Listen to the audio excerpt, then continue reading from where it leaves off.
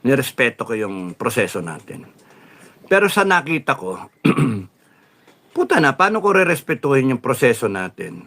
Rerespetuhin ko yung mga putragis na mga batas na yan. Eh kung kayo mismo niloloko nyo yung batas Ginagago nyo kami. Gusto nyo, susunod kami sa batas, pero yung mga principal ninyo, ninanakawan kami. Nakalagay sa konstitusyon, may karapatan kami magsalita. Tapos babalik ta rin nyo, sasabihin nyo, inciting to sedition, inciting to rebellion, cyber libel. Pero kayo, may karapatan kayo manira ng manira, sisirain nyo yung tao.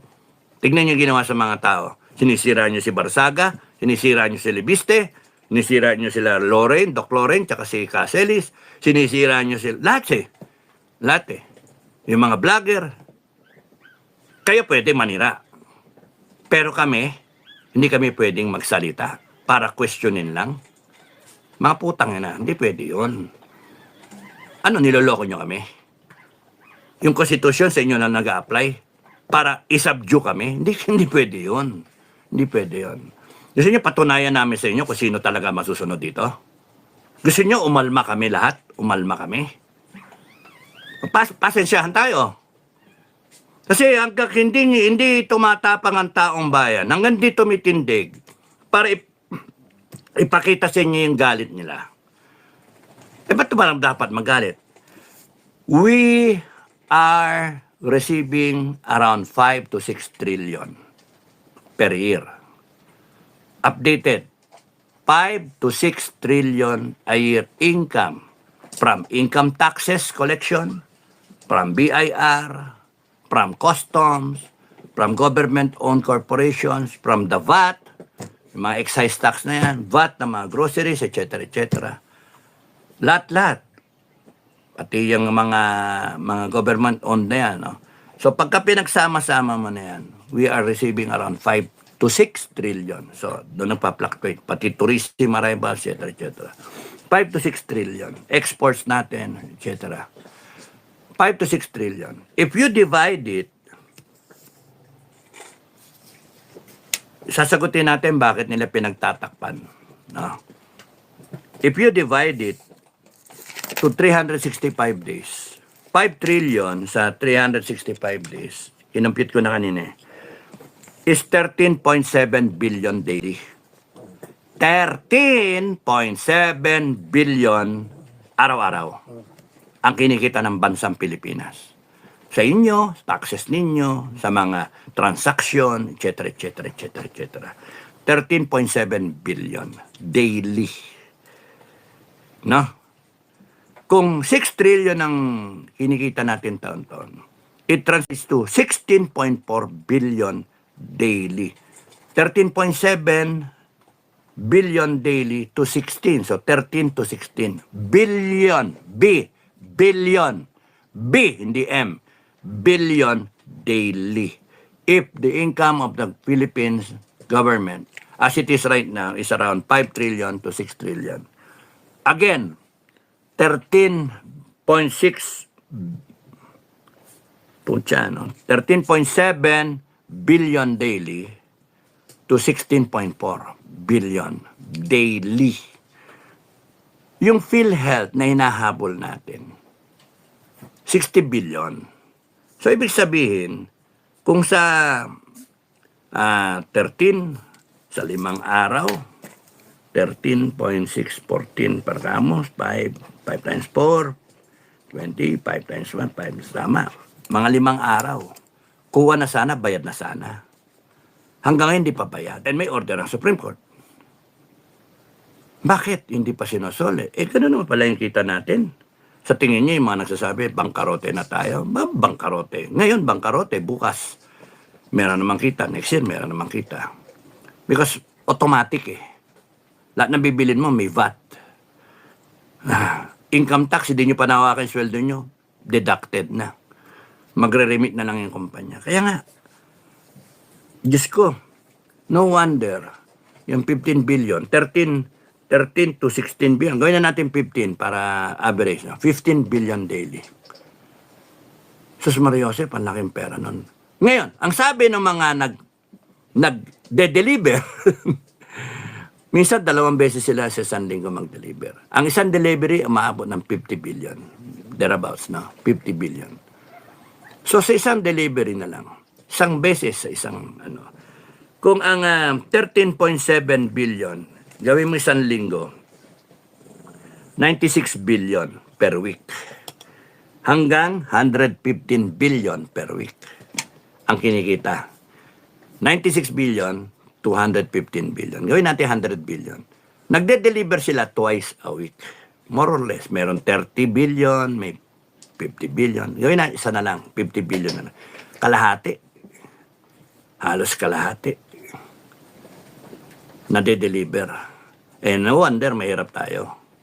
No wonder, ayaw nilang bumaba sa pwesto. No wonder, gusto nilang may impisa ang Inday Sara para hindi sila mahabol. Kasi si Inday Sara nga habol sa kanila. And then yung mailalagay nilang leader, kakuntsaba nila. Mga animal to. Mga walang yato. At kayong mga AFP, PNP, NBI, lahat kayo. Iikot ang gulong talaga, sinasabi ko sa inyo. Hindi niya, dahil sa kawalang yaan na nangyayari, hindi niyo maiwasan taong bayan magre-revolusyon. Hindi niyo maiwasan na doon na tayo papunte. Galit na yung tao. Ngayon, kung gusto niyo abusuhin palalo, sige, go. Go ahead at your own risk, no? Ang sinasabi ko lang sa inyo, sa sobrang galit ng tao, we might go into a French-type revolution na talagang walang mayaman titira, no? Ng oligarko, yari. Lipat kayo, sige, hindi na kayo makabalik sa Pilipinas. Baka hantingin pa kayo sa abroad. Yung ganun na mangyari. Iniiwasan natin mangyari yan. Sa sobrang galit ng tao. Ang hierarchy, ganyan yung natin, no? Ganyan, no? Population. Ito lang yung mayaman, super oligarch, yung AAA, di ba? Yan. Ito, masa yan, masa. Pag kayo ginutom nyo, magre-revolution yan. At nakahintay lang sa gilid-gilid ang CPP and PNDF. AFP, gusto nyong mangyari yan na mag-take over sa, yung mga kaliwa. Bakit? May kaliwa na rin ba dyan sa inyo? Kaya nga, nasa inyo yan. Pikain nyo pa taong bayan. Revolusyon ang bagsak niyan. Armadong revolusyon. Hindi revolusyon na peaceful revolution na sinasabi ng ibang leader ngayon. Peaceful revolution. Ako, I'll just watch a peaceful revolution. I'm hoping for a peaceful revolution, but I am preparing for a bloody revolution. Kasi doon papunta Doon papunta. Ayaw nating umabot sa madugong Pero, ayan, tignan nyo. Ayan, no-brainer, mga kababayan. No-brainer. Ito yung mayaman, Ito yung masa. Pagka ang masa, tinamaan ng paghihirap, walang makain, mataas ang bilihin. Yung mga mayaman, 700,000 nga na pagkain, kayang bayaran. 100,000 ng pagkain, kayang bayaran. Isang kainan, kaya. Magkano? Paldo ng pera. Tanginan nyo. Saan galing yan? Doon sa pera ng taong bayan, kinikita. Inaano namin yan. Ang tag doon. Binabayo namin yan. Pinaghirapan yan ng taong bayan. 15 billion a day. Plus minus. 15 billion a day. And here you are, you spend so much. And you want to retain yourselves in power. That's why you do not want to share the information na patay na si Marcos. Question mark. Pinagtatakpan nyo with a double. Kanina may nakausap kami, kaibigan. Hindi ko sabihin pangalan. Kaibigan, nakita niyo si Marcos. Pinapatotohanan niya, hindi si Marcos yon. Tumangkad. Sumigla. Bumata. Tignan nyo nga yung tsure. Bumata Kaya nga, the worst ang kwento. Kaya nga,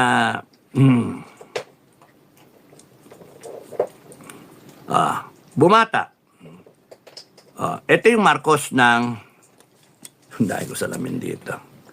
Ito yung Marcos na sabi ni Secretary Jose Joe, picture on the left taken March 15, 2026. Kailan lang yun? March 15, 2026.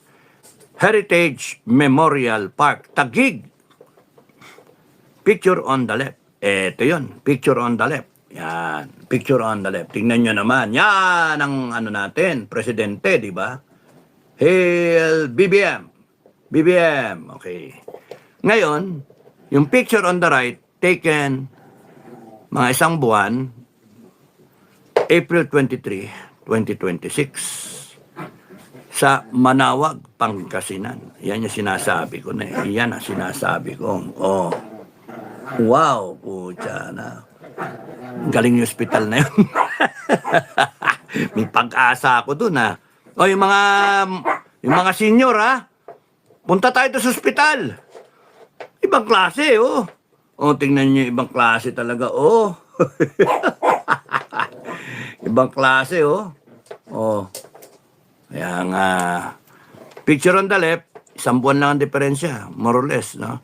March 15, yung isa, April 23. Parang 2026. Picture on the left was taken sa Heritage, no? Sa may Port Bonifacio. Dito niyo yung tsura. Bakit maniniwala na mga NBI, AFP, PNP, hindi kami tanga. Putang ina. Sorry, PI.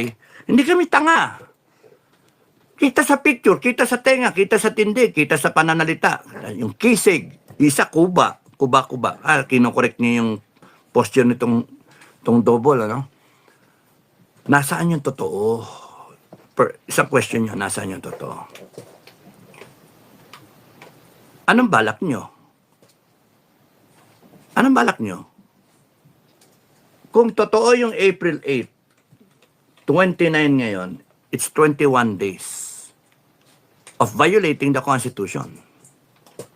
20 days, kasi 24 hours dapat sumumpa na ang Vice President.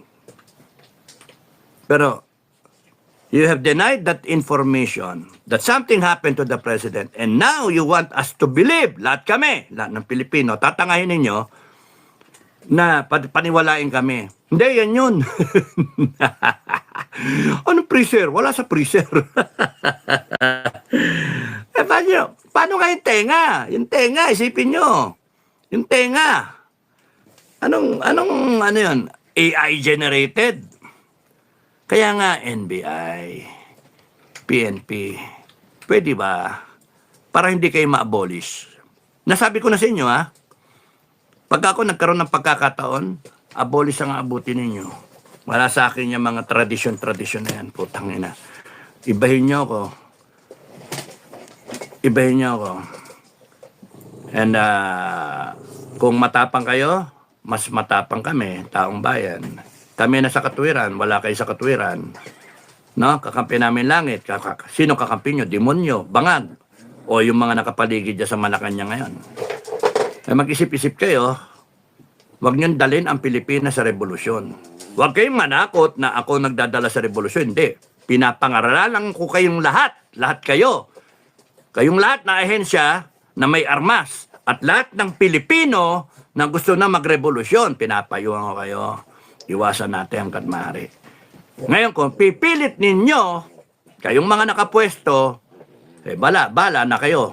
Bala na ang taong bayan sa inyo. Kasi sigurado ko, ma-abolish kayong lahat. Sigurado ko, pananagutin kayong lahat ng taong bayan. Utang ina nyo. Tang ina ninyo talaga. Sorry malutong talaga. Putang ina nyo talaga. Sorry pero vlogger, troll, mga supporter ng administration, Pilipino kayo. Wala kayong kwentang Pilipino kung sa ngayon, ang isip ninyo, kami pa yung mali. Ako pa yung mali. Dapat kayo rin makasama. And my suggestion to you, kung magkakaroon ng revolusyon, you pick up your weapon, you pick up your firearms, and you die for this administration. Patayan na lang. Ganon. Kasi kung ipaglalaban ninyo yung katiwalian, ipaglalaban ninyo yung kamalian, ipaglalaban ninyo yung paglabag sa konstitusyon, yung kabilang panig, ipaglalaban yung konstitusyon. Ngayon, kung parehong konstitusyon pinaglalaban nyo, puta, pares kayong mga confused. Sino dyan ang wala sa hulog? Sabihin na, pinaglalaban namin konstitusyon. Yung isa, sasabihin, pinaglalaban namin konstitusyon. Yung totoo, sino ang, ano sasabihin dyan? Sasabihin ng totoo, to hell with the Constitution. You follow us. We are the sovereign Filipino people. Putang ina nyo, galit kami talaga. Tang ina ninyo. Hindi namin inaasam yung ganitong klase na Pilipinas. Binaboy nyo eh. Kaya yung ginawa ninyo, walang kapatawaran. Uusigin namin talaga kayo, putang na nyo. Pananagutin namin kayo. Bibitayin namin kayo, patiwarik, etc. etc. Hanip kayo. Kung kinakailangan isara ang buong gobyerno ng Pilipinas at magtayo ng panibagong gobyerno, gagawin ng taong bayan. Kasi, putang ina, ano kayo eh? Binaboy nyo talaga eh. Kagaya ngayon, meron naman tayong batas na sinasabi, Constitution pa sinasabi na pagka may nangyari sa presidente, incapacitated, automatic vice president will take over. Gaya nga sabi ko sa mga previous vlog dapat linawin natin sa amendment to the Constitution. Every time the president will go out of the country to visit another country or to attend a function there, an event abroad, kahit manonood na ng Formula 1, automatic yan. When he steps on the plane, the vice president becomes the acting president. Walang ibang cabinet member kasi hindi binoto yan ng tao. In-appoint lang yan. Iba yung binoto ng tao. President, vice president, binoto. So tama lang yung logic. Pagka umalis ang presidente, vice president ang mag-take over as the acting president. Kaya magtino ka, presidente. Kung ayaw mo, makudeta ka ng vice president mo. Kung ayaw mo, pagbalik mo, sasabihin ng vice president na hinawakan niya armed forces, sorry, ayaw na namin sa iyo eh. Magpakatino ka. I would be happier with that kind of check and balance. I-appoint mo ko sino, hindi naman binoto yan eh. I-appoint mo yung executive secretary mo. Sino ba yan? Saan mo hinugot yan? Kapartido mo, kaya sip-sip buto sa'yo? Hindi. Ang gusto namin, yung binoto namin. Ngayon, kung merong incapacitated ka, automatic eh. Vice President sworn in. Hindi. Tapos itong mga ahensya ng gobyerno, nasaan kayo? Tulog kayo? Hinahayaan yung lokoy ng taong bayan. Sarado kayo. We will shut you down. And make sure na lahat ng involved dyan, kung sino man ang mastermind dyan, kung sino man yung accomplices dyan, siguraduhin namin na panagutin kayong lahat. Mga tukmoy kayo, mga animal kayo. Galit na naman ako. Hindi kasi sobra na mga kababayan eh. Sobra eh. Hindi dapat eh. Niloloko tayo eh. And these people, sino ba sila? Sinong mastermind?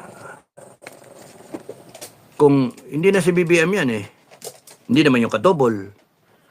No? Sino ang mastermind na tuloy-tuloy i-violate yung constitution natin, yung succession laws natin, at lokohin yung taong bayan? Kayo na rin musga, kita nyo. Kayo na rin ang musga. Tangkad. Saan ka nakakita? 2 araw lang sa ospital. Tumangkad siya. Oh.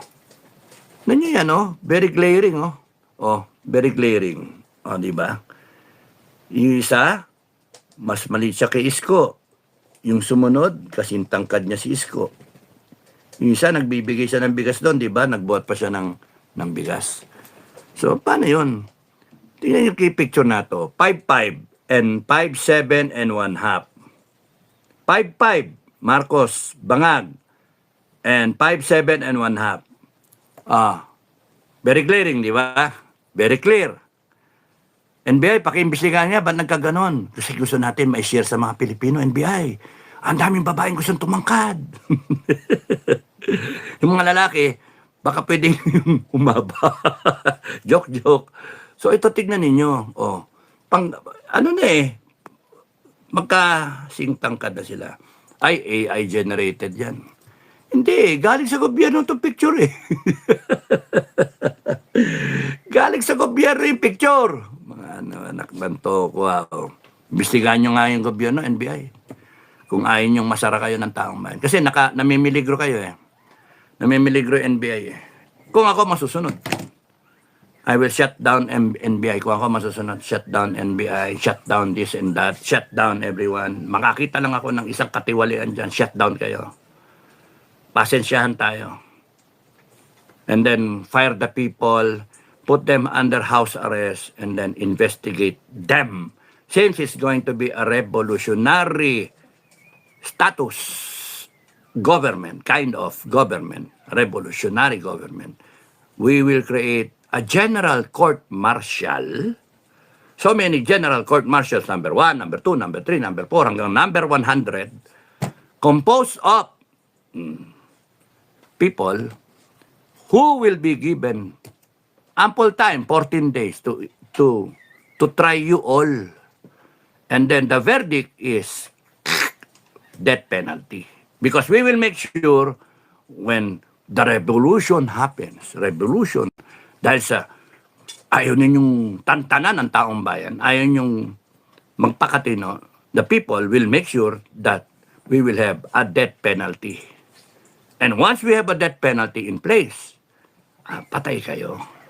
Wala kayong tatakbuhan. No way out. Effective immediately, your passport is canceled. You have no citizenship.